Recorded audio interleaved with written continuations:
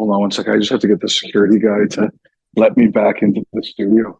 I left my pass inside. Can I be let back into the studio, please? Thank you very much. He looks dodgy.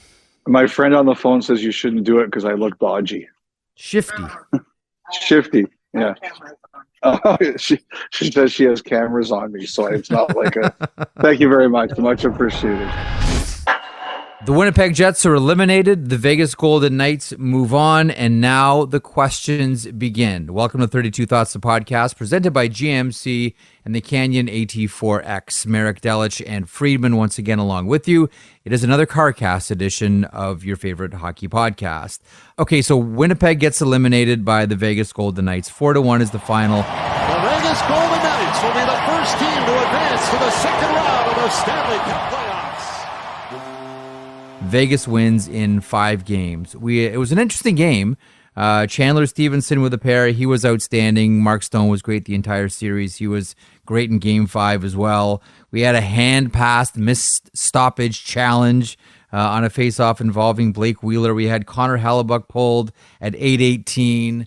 Every time the camera cut back to Rick Bowness, you could see him frantically trying to get something done and try to, will his team into winning this game and stave off elimination. And before we get to the players and before we get to the Vegas Golden Knights, I think the big story are the comments by Rick Bowness after the game. This is going to be short and sweet, so let's get at it. He did not mince words about how there was, quote, no pushback. No questions? Good. The same crap we saw back in February. Rick, just overall thoughts on that one. Overall thoughts? I'm so disappointed and disgusted right now. That's my thoughts. Where does the disgust come from? Pardon me? Where does the disgust come from? No pushback.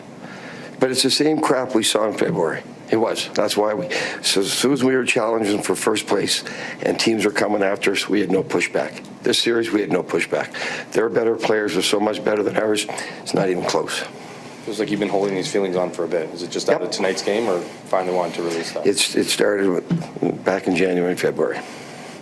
What is it about this team's leadership core or the top end players? We've talked all. We got to push back. There's got to be a pushback. There's got to be pride. You got to be able to push back when things aren't going your way. We had no pushback. Their better players were so much better than ours tonight. They deserved to win. They were the better team in the regular season. They were the better team in this series. Anything else? Good. Thanks.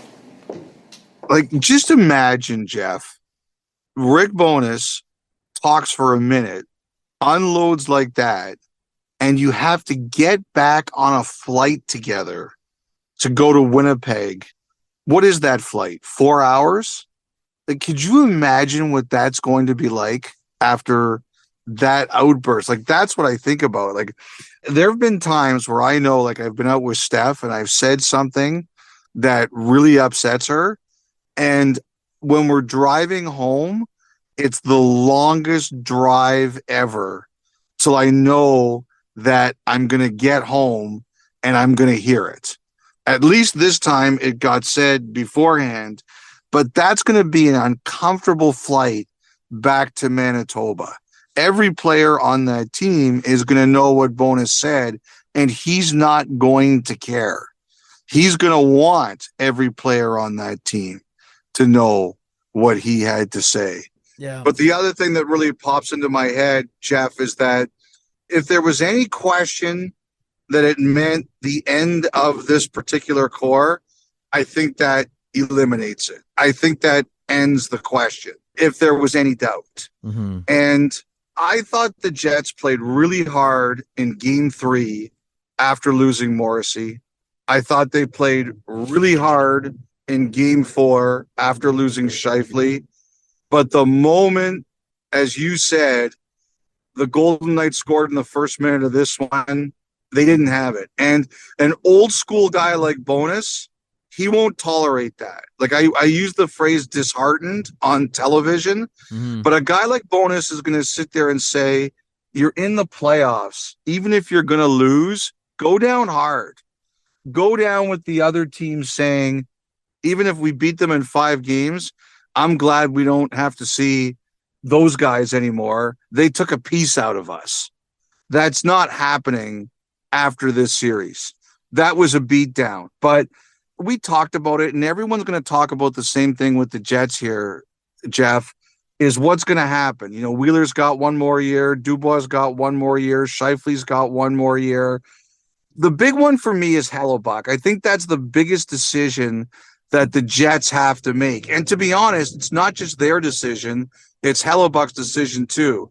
But if they want to keep him, they know that they're going to have to make him among the highest paid goalies in the league. He's going to have to be right up there.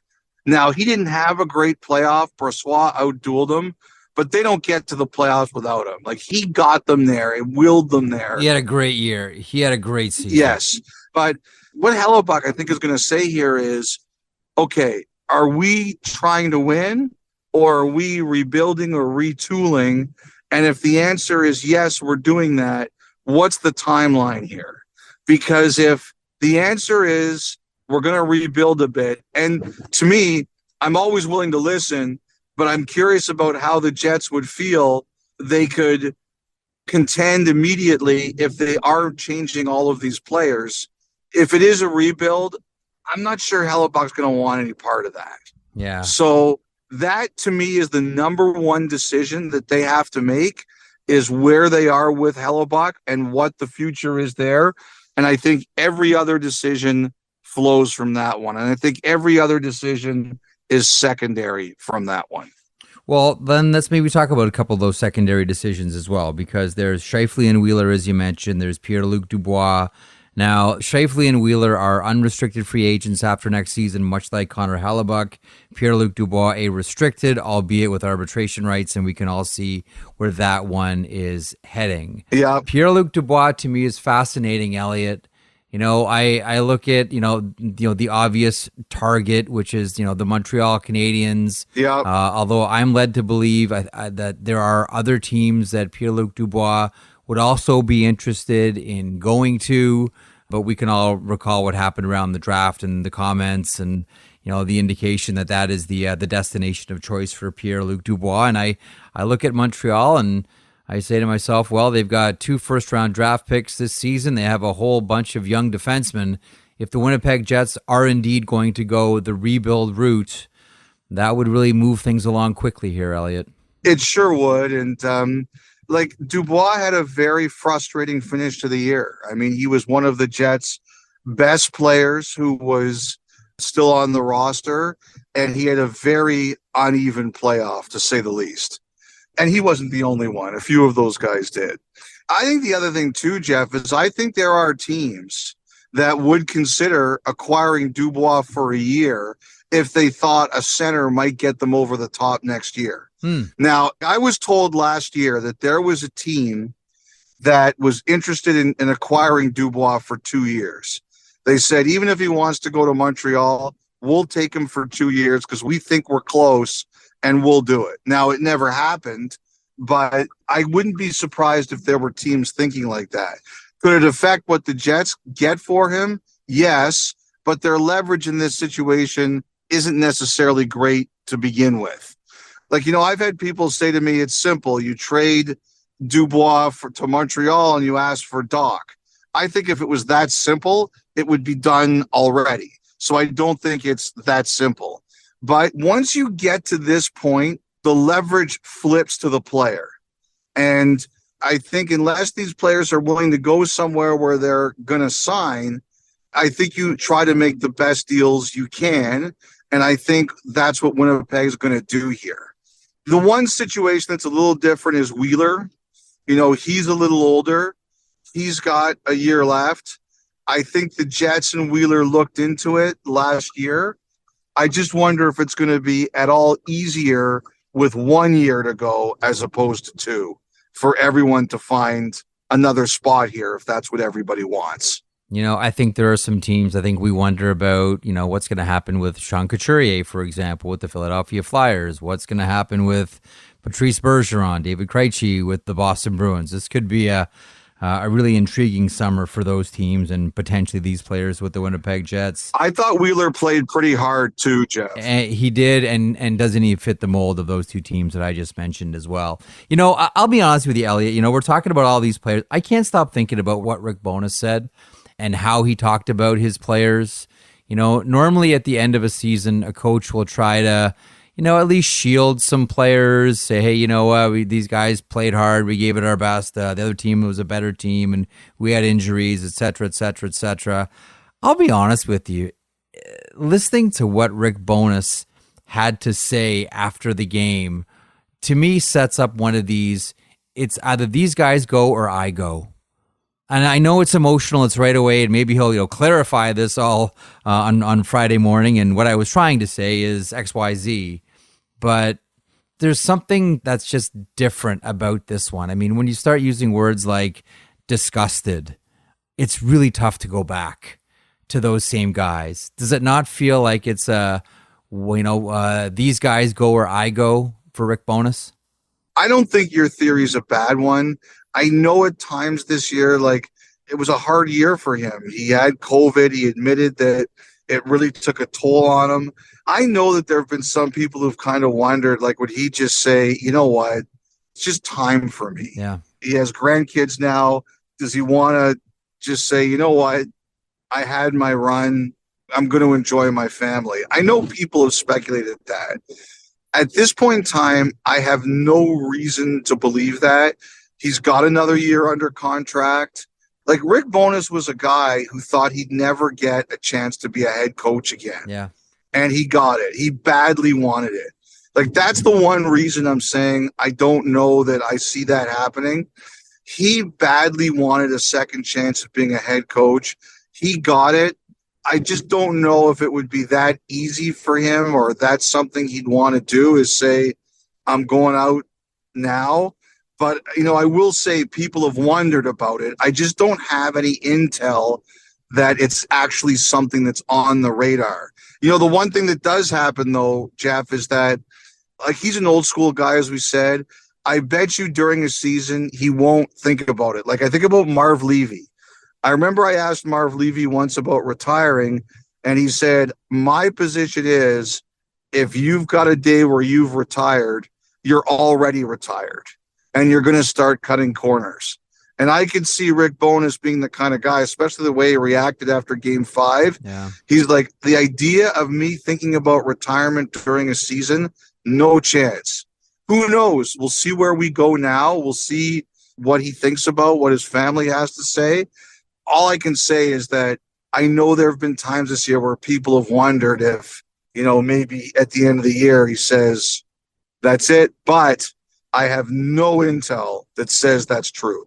Other side of the rink, the team that moves on, the Vegas Golden Knights. Mm-hmm. Really nice performance, really good performance by Laurent Brossoit. Chandler Stevenson, I thought, was excellent, even though Jack Eichel had a shaky first game in the playoffs.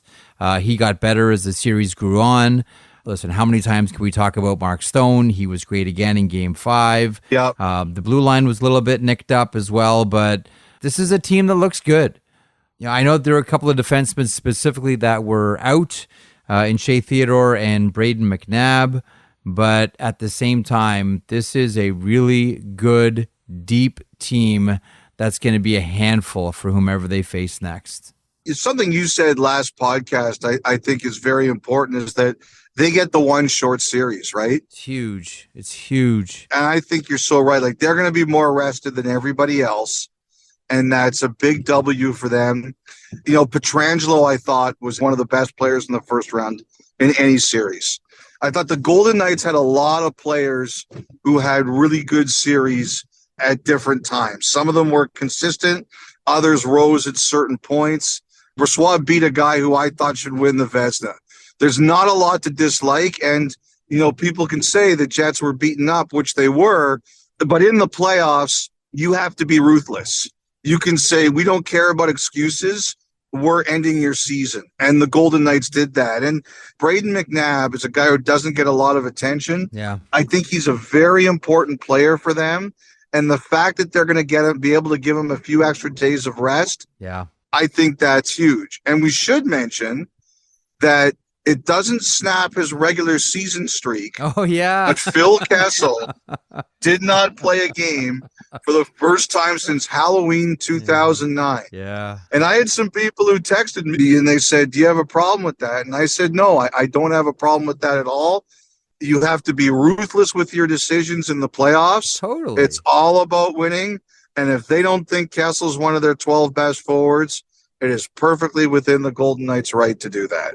Okay, so the Vegas Golden Knights will now play the winners of the Los Angeles Kings and the Edmonton Oilers series. Thursday as well, Elliotte, we saw the return of Andrei Vasilevskiy. Now, technically, he's been in net for the entire series, but you know what I'm getting at. We saw the return of Andrei Vasilevskiy. Tampa Bay Lightning defeat the Toronto Maple Leafs by a final score of 4-2. Alex Killorn with the empty netter. Nick Paul, symbolically enough, with the game-winning goal in this one. After a loose puck in the Leaf zone, put it in front. Chance there, rebound, scores!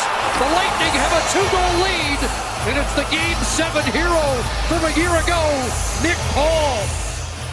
Your thoughts on this game where Toronto Maple Leafs fans thought that the first-round drought was going to come to an end, only to see it extend to at least one more game? When Morgan Rielly scored that first goal and just put it through Vasilevskiy, I thought they were going to win.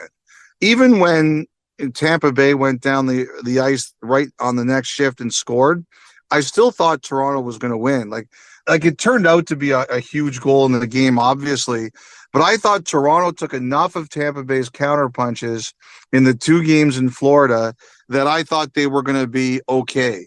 To Vasilevsky's credit, he made some huge saves after the end of the first period that kept that game tied. When Marner had that breakaway and Vasilevskiy made that save, you're like, nothing's getting by this guy.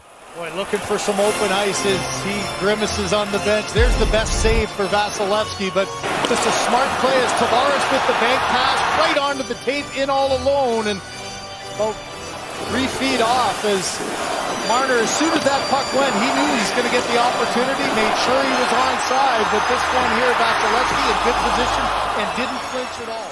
You're waiting for the goaltender. It is true. Like, he looked dynamite, because I really thought that first goal goes through him. It's not his night. He's done. Yep. But, to me, and tell me if you disagree, but I really think, Jeff, that this series is about pace. And when Toronto forces the tempo at a quicker speed, they are better. And when Tampa kind of slows the game down a bit and turns it into like 1970s football, hand it off to, I used Earl Campbell last week, so hand it off to Chuck Foreman this week, and hopefully get 10 yards on 3 plays. When Tampa slows the game down, they're better off. Yeah. And Toronto has to force the Lightning to play at their pace more often. And that is when I think that they win, because Tampa can't keep up to that. Mm-hmm. But I thought Tampa got most of this game at their pace. I mean, how many people, when Matthews made it 3-2, they thought, here we go again, Toronto's going to tie it, but, they couldn't get the last one. Look, you and I both live in Toronto. I had buddies calling me on Thursday saying, Leafs are going to win 5-1 tonight. And I'm like, are you guys crazy? Like, I thought they could win, but to predict a blowout is insane, and nobody should be surprised. We're going back to Tampa, but I think, Jeff, this is about pace. Yeah. The Maple Leafs have to force the Lightning to play fast, or else Tampa has a shot. Do you have a thought on the Patrick Maroon hit on Mark Giordano? I was of the group that I was a little surprised they didn't call the 5 to go to review on this one. Right away, it was the 2 for roughing. How did you feel about it? Someone who sent me a DM, I think his name was Jay, and he made a good point. Like, if you look through the rule book, if they call it checking from behind, it's a major and there's no option for a minor. And if they called it roughing, there's no 5-minute roughing penalty. Yeah. Again, we're doing the car cast here and I'm driving home, so I don't really have a chance to check it. But I wondered if maybe by calling it what they did, like if they called it boarding, then we might have had options to have a couple of different conversations here. But I wonder if because they called it roughing, they couldn't. And again, remember, I'm spitballing this at night. They couldn't call it 5. Generally, I feel, and I said that, Jeff, anytime it's something like that, you should be calling the 5 and using the review. Maroon's a big man. People saying that Giordano dives. Giordano's not a diver. He's been in the league for 15 years. He's not a diver. And you know what? Like, Pat Maroon hits me from behind, even if there's no intent to kill somebody, I'm going to feel it. Like, what did you think? I looked at that, and you know what the first thing I thought of? What time of the period is it? Like, I liked what BX said. I think that's salient in this. Like, the period is winding down. I know you played right to the buzzer and need to be aware right until the buzzer, and I get that. But there's like a couple of dead seconds left in the period, and Patrick Maroon has a "I'm going to fill my boots" run at Mark Giordano and catches him with a bad hit. I mean, ultimately, Mark Giordano returned to the game, but still, I don't know. That one did, considering the nature of the penalties that we've seen so far for similar hits, that one felt light for a 2-minute rough. Like, I'm not gonna lose my mind over it or really go snapcase on it, but it just felt like more than a 2-minute minor for roughing to me. People out there are saying like Giordano was diving. Come on. The guy's been, like I said, the guy's been in the league 15 years. He's not diving. Like, get that weak ass crap out of here. Okay, a couple of things more on this Maple Leaf situation. Next game, do we see Bunting? Here's another one. Next game, do we see Liljegren? These are both great questions. I think you absolutely see Bunting. I wouldn't take Nyes out. I think Nyes has been really good. Yeah. I think we see Bunting probably, I would assume, for Aston Reese. But yes, I think you give the team the energy of putting Bunting back in. Liljegren, here's my thing. I thought if you were going to do Liljegren, it was after game 1 when they got murdered. I have to say this. The people who run the Sportsnet Stats Twitter account, did they just decide tonight was going to be the night to drop a nuclear bomb on Twitter with that Justin Hall stat? With Justin Hall, yeah. Yeah, like about how many goals he's been on the ice for. But here's the thing. What do you feel about putting a guy in for game 6 of this series who, by the time Saturday night rolls around, isn't going to have played in 2 weeks? At least. It speaks to a bigger story that since, I don't know when, trade deadline, Elliotte, Timothy Liljegren has had a hard time getting into this lineup.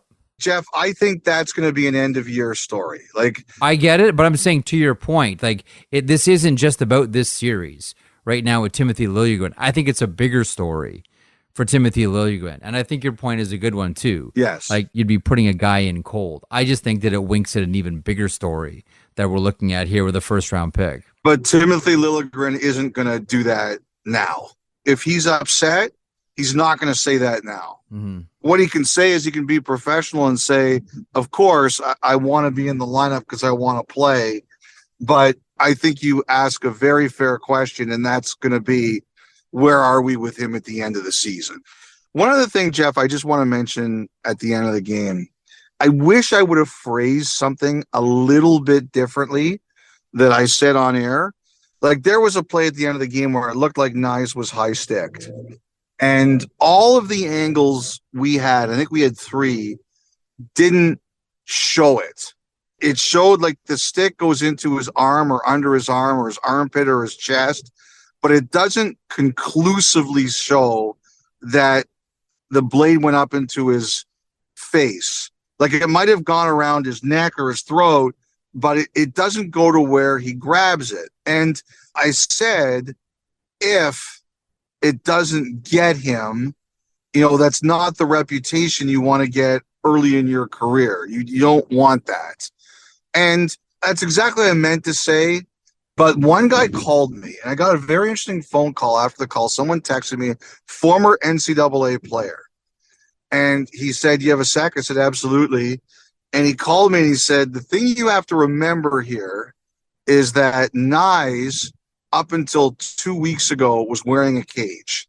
And even if that stick doesn't get him, and he agreed with me that it didn't look like it went where Nyes was holding, he said, when you've spent a lot of time in a cage, as Nyes is, it really is disconcerting when you first go into the NHL. And he said that happened to him. And he thinks that even if the blade didn't get him, the fact that it was near him, or he could feel it or see it, or if maybe some ice came off the blade into his face, whatever happened, he said, you have to give him a break because of how disconcerting it is. I said, okay, you know what? That's a fair point. I'll concede that. And then you know what he said to me?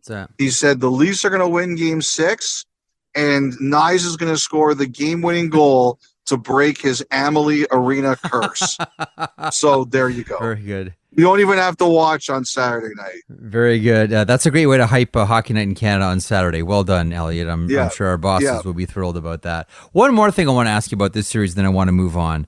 What was your take on all of the Derek Lalonde should not be sharing state secrets controversy that's ripped through, hockey social media the last 48, 72 hours? A few years. Well, the tips are a big thing. Yeah. He has very few weaknesses. In one thing, actually, we did a study back in the day. He was one of the lower percentage goalies in finding pucks from the point. So we actually changed our entire D zone, and we improved our pass rush. But yeah, not him. This is just, I give a total credit to Toronto. This was a different field than their win yesterday.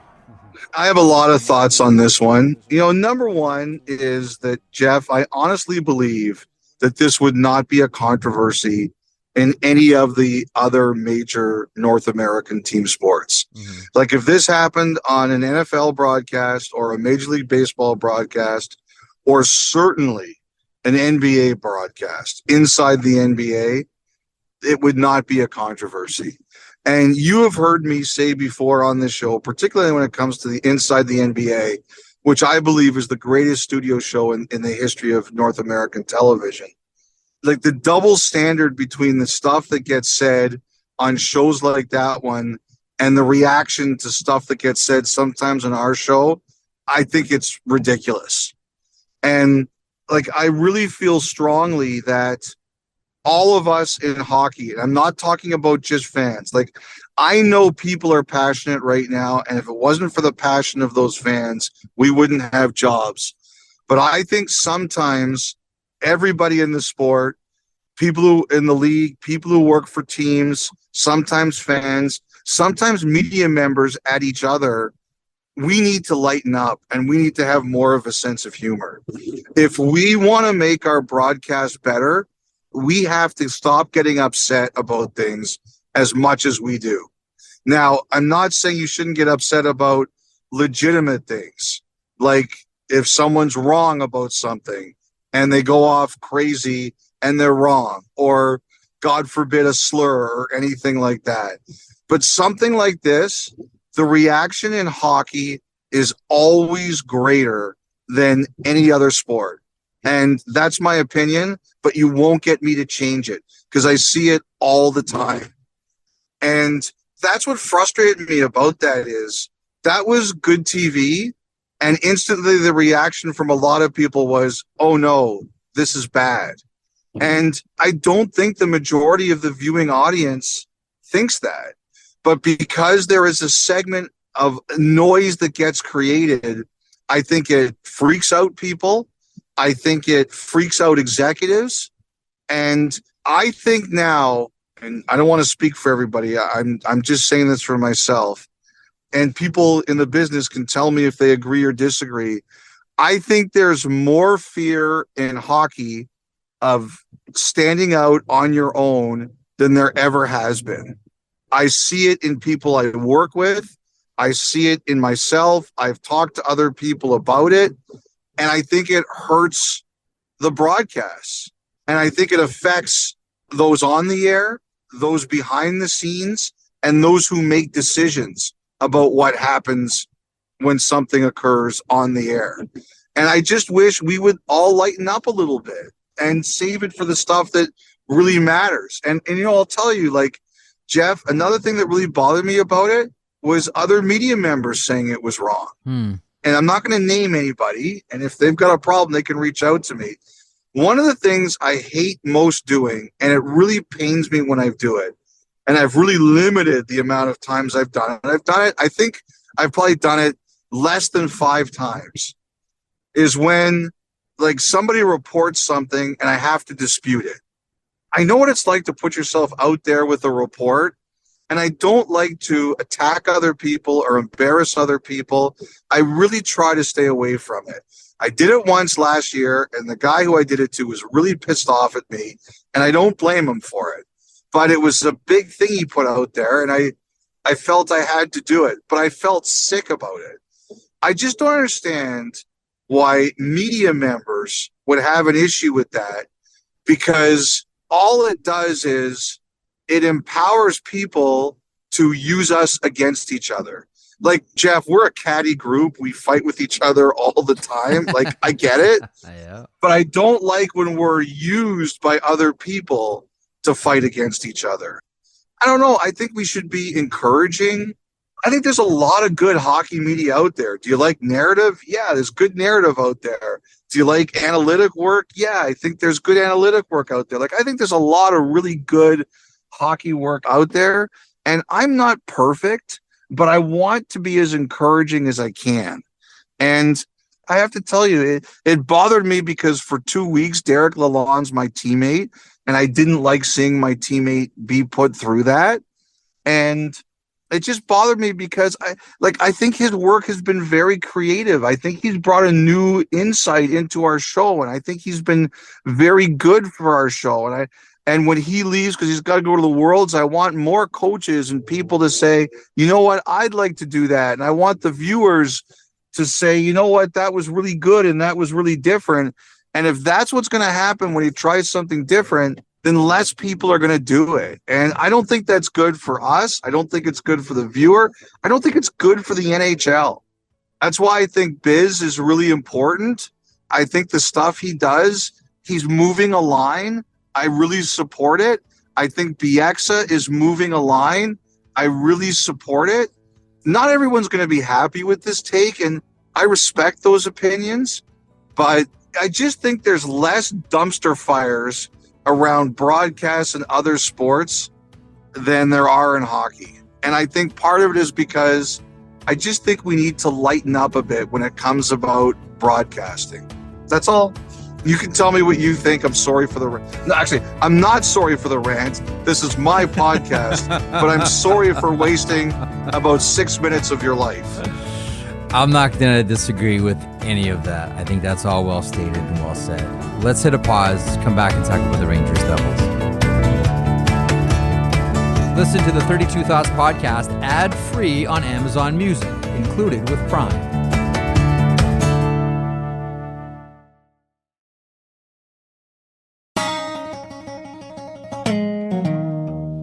Okay, welcome back to the podcast. We're going to get to that New Jersey Devils, New York Rangers game here in a couple of seconds. In the meantime, Friday, very much looking forward to a number of games.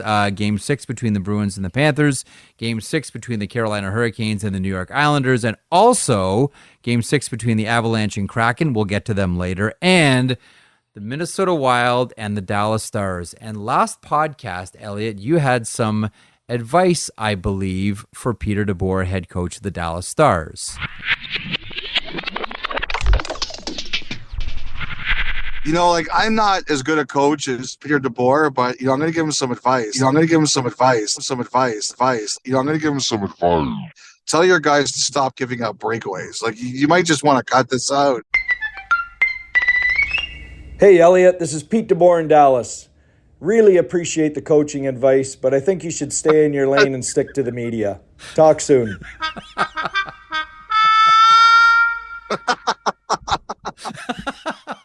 Did you guys actually ask him to do that now? Hamill did that, yeah. He's right, but I'm a little bit embarrassed. Listen, I think you probably took your coaching advice to heart. I'm going to be counting breakaways on Friday that the Dallas Stars allow. Let me just say this. I reiterate, Peter DeBoer has forgotten more about coaching than I will ever know. But I still believe I am correct in my analysis that they should stop giving out breakaways. Razor blade insight there. Not a key to success, giving up breakaways. Ooh. Oh, my God. More state secrets. And speaking of the Dallas Stars, you can see the piece that we recorded with Jake Ottinger when we were in Dallas not too long ago.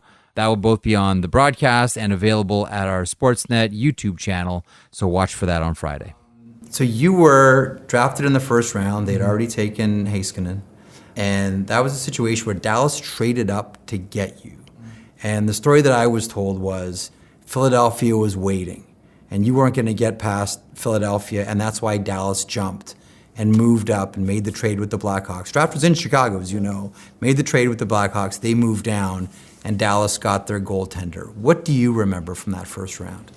I just remember as the round was going later and the kind of the range that I was supposed to go in, the nerves started to get higher, and I honestly just wanted to get picked on the first day. I was really hoping to. I kind of expected to, and would have been a huge letdown for my family and stuff if we had to come back on day 2. But I mean, as soon as you hear your name called, you kind of black out, and especially to have it like a place like Dallas. I mean, such a great organization and city, and the quality of life here is unbeatable. So I remember just being like, all the talks about it, but from when it actually happens, it's pretty crazy. And then just to have the people that, helped me get there, to be there with me made it extra special.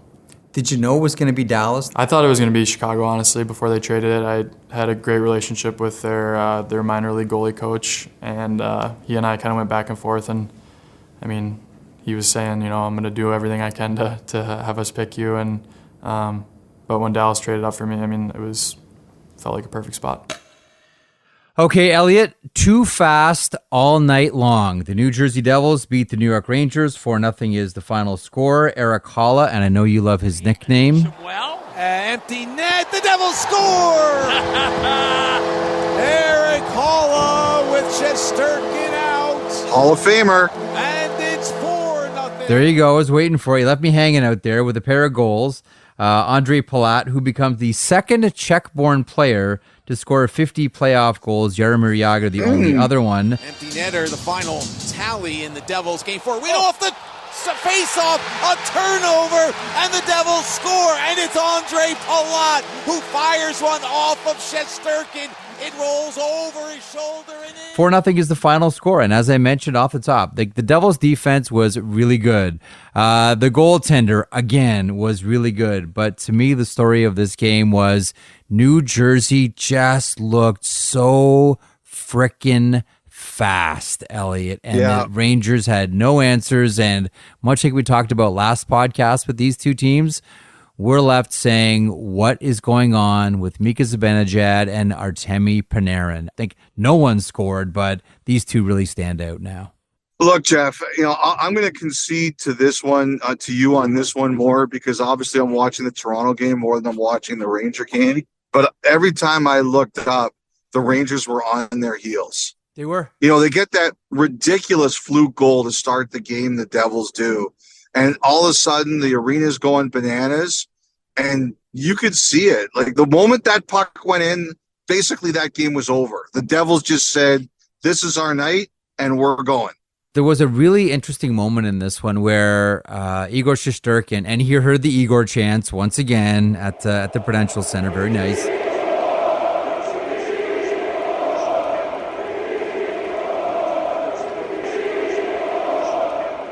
There was a really interesting moment in this one where he makes a save and then skated to the bench. Yes. To yell at his team to get going. Like, I know Gerard Gallant's the coach, but at that moment, Shesterkin's like, screw it. Like, nothing's working here. I got to try myself. And Shesterkin was good. And Shesterkin's been good this whole series. Yes. And he's trying to light a fire under his team. I'm always... part of me feels really bad. You watch someone who's just battling as hard as Shesterkin is, trying to get everybody else up to his level. But I know that we talked earlier about how disappointed Rick Bowness is at his Winnipeg Jets. I got to figure as well, Elliotte, that Gerard Gallant not exactly thrilled with his New York Rangers. Gallant really pulled his punches tonight. We got to be better, but again, it wasn't nothing. I don't have to feel the same, anything close to last game. So the effort's there. We've been in this position before. Last year twice in the first round we're down 3-2. So see what we can do. Go back home on Saturday and rally the troops and get it going. And I saw some Ranger fans were upset about that.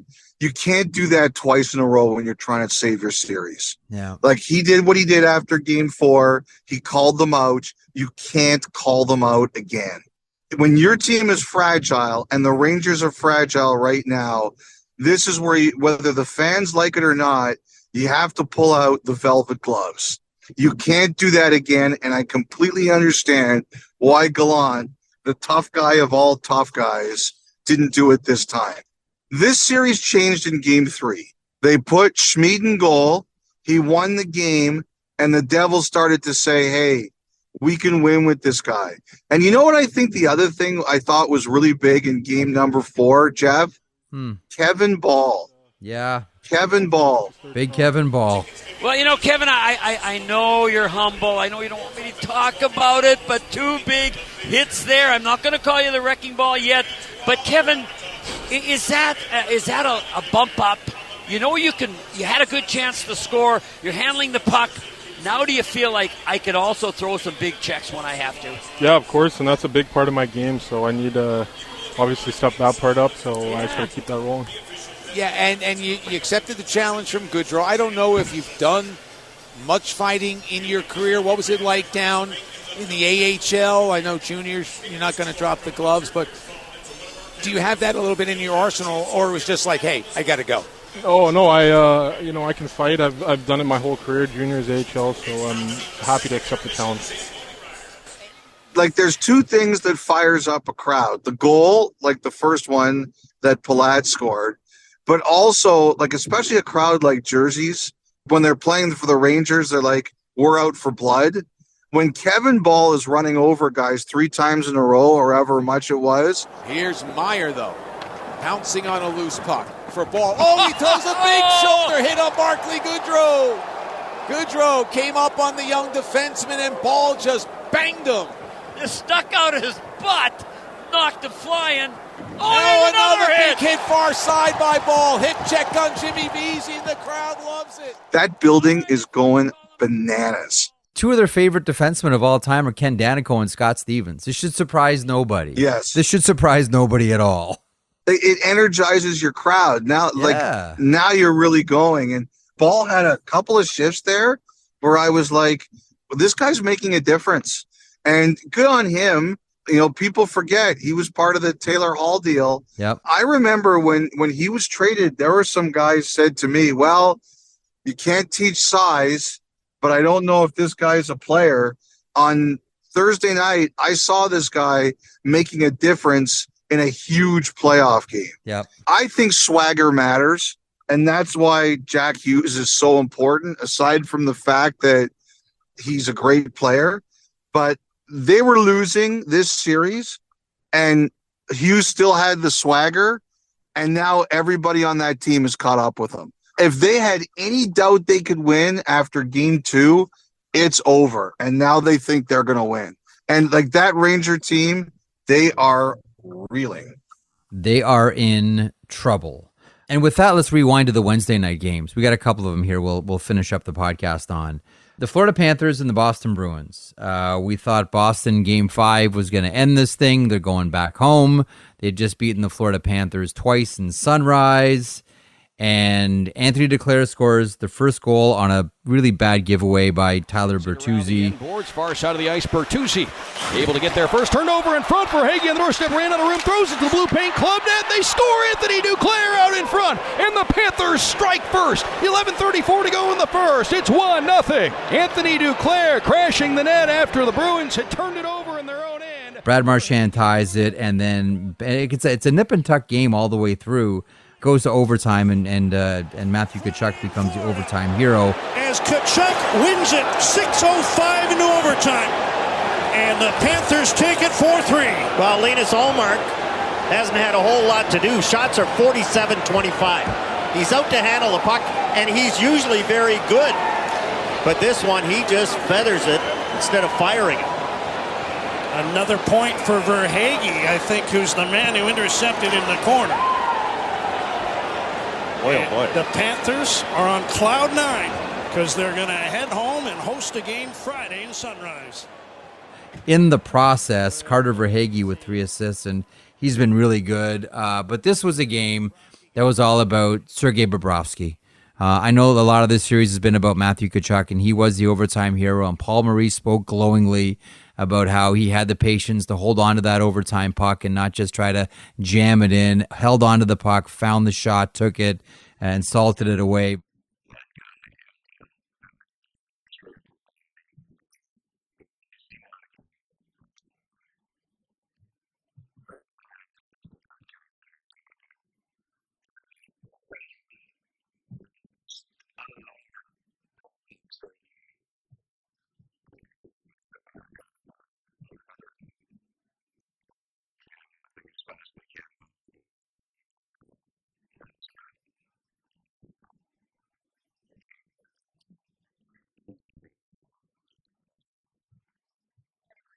But that was the Bobrovsky game that we've been waiting for, Elliotte.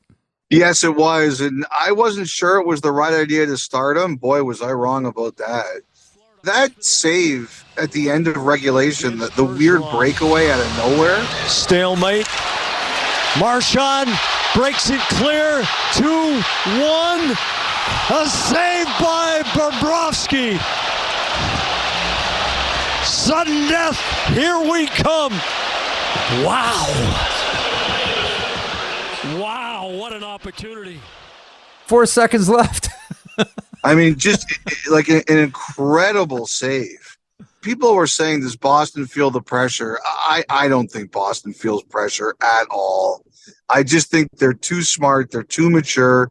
They carried the game. They completely dominated. They've won twice in Florida. I mean, the one thing now is, can Bobrovsky give them another one like that? And he just hasn't been consistent enough, because there's going to be another onslaught from the Bruins in Game 6. But, the one thing about the Panthers is I thought they really battled. Like Montour coming back to play, Ekblad coming back that was during the game. Yeah. Ekblad coming back to play, Duclair coming back to play. And they're going to have to do it again. I don't think the Bruins will panic. I just think it's up to Bobrovsky. He's got to do that again, and then we'll see what happens if there's a Game 7. Eyeball emoji on this one. The Seattle Kraken have the Colorado Avalanche on the brink of elimination, as we all predicted, Elliotte Friedman. Yes. And this was an exciting game, man. Like, this whole series has been excellent. I know it hasn't gone the way that Colorado has wanted, but this has been fast. This has been quick. This has been sudden. It's really been a wonderful series. The Seattle Kraken win by a final score of 3-2, and we haven't talked about him a lot. You and I talked about him Thursday on radio. Man, a couple of words about Philip Grubauer here. We've talked a lot about great goaltending performances. You just mentioned Sergei Bobrovsky, Jake Ottinger, maybe the best goaltender in the playoffs right now.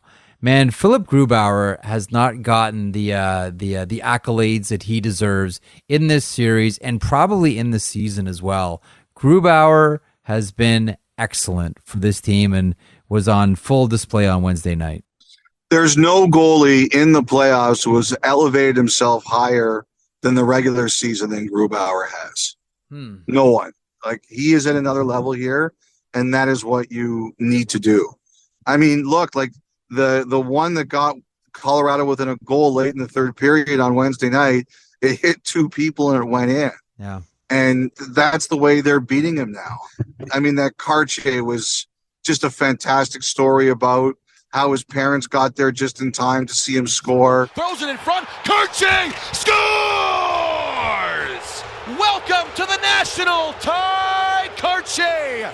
His first NHL goal in the Stanley Cup playoffs. 2-1 Seattle. 10:01 to play in the second. Oh, the youngster comes to play. Jordan Eberle around the net, shields the puck, moves it all the way across. Beautiful, beautiful story. Everybody listening to this who's a parent, your sole dream is that your children reach their goals. And to get there in time to see that, it was fantastic. And just another part, of the Kraken mystique. I had one GM text me after the game on Wednesday. He said, Seattle wins this, good for the cap. So, I mean, I'm sure there's some people who are not as brazen about it, who feel the same way. Yeah. But Colorado's going to throw everything at them. Well, they threw everything at them at the end of the game. You saw the shift length for McKinnon, Comfer, and Rantanen, 255 each. You know, and like, listen, Hackstall had Larson out there for 235 and Alexiak for 227, but they tried everything. Mm-hmm. And listen, man, give it to Seattle. And they're without Jared McCann. I know Colorado's without Cale Makar for the 1 game suspension, but you know, you got to hand it to Seattle. I know that Colorado was skating wounded here, but the Seattle Kraken have the defending Stanley Cup champions, one of the best teams in the NHL, on the brink of elimination. I think this is an outstanding story and an outstanding series. Elliotte, the Valeri Nichushkin story, as we're talking about the Avalanche. Bennett Durando with a piece in the Denver Post about the Valeri Nichushkin situation. So the Denver Post reporting there was a woman in Valeri Nichushkin's room, extremely intoxicated last Saturday. She had to be taken to hospital. There is no criminal investigation into this.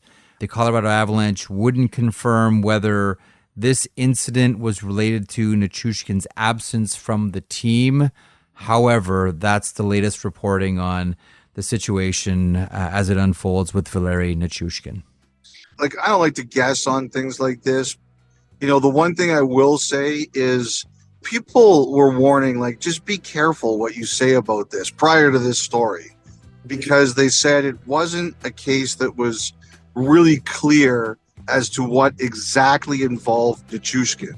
So I think after reading that story, I think we all have a better idea on what that means. You know, I'm not going to argue about the validity of it or not. I just don't know. Mm-hmm. But like we've said, Jeff, I don't think anybody expects him to play anytime soon. And what that story at least does is give us some idea as to why, and you just hope everyone is okay.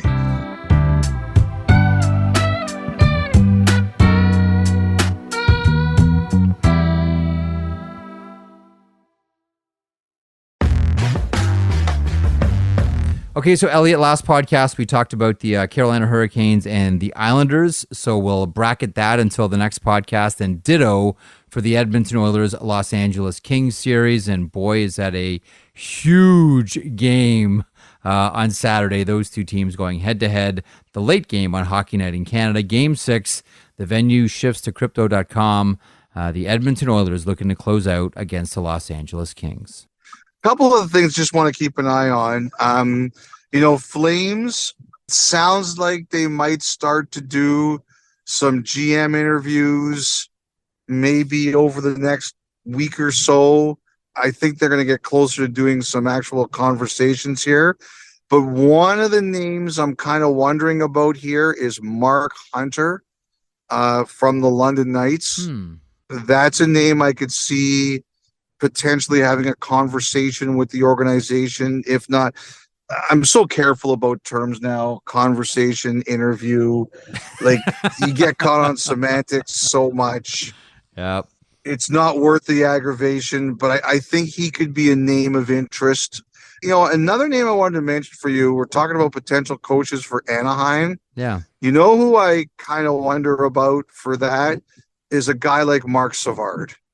In Windsor. Yes. And the reason I was thinking about that is Mark is a creative guy with young, skilled players. He was one, of course. I just wonder if someone like him would make any sense for them, just because of the young, skilled players they've got. And I think the environment he would try to create around them. I think there have been a few teams previously that had inquired about, or as we're all being sensitive about how we describe things, had conversations with, discussed around, talked to Mark Savard last season after the Windsor Spitfires had a wonderful run, specifically with Wyatt Johnson, who ended up on the Dallas Stars. And I think that there was at least some interest or conversations, or there was, put it this way, there was some there between the Dallas Stars and Mark Savard. Mm-hmm. That doesn't surprise me that Anaheim is interested, because I kind of have the feeling that Mark Savard's on a few teams' radars. I don't know if I would go as far as saying Anaheim is interested yet. Because I honestly don't know what Verbeek is thinking there. But I had some people say to me that you want to take young players, especially good young offensive players, and make them better. He was one of the guys that people suggested to me made sense for that kind of philosophy. They have a lot of highly skilled young forwards. That makes all the sense in the world, Elliotte. All the sense in the world. Yes.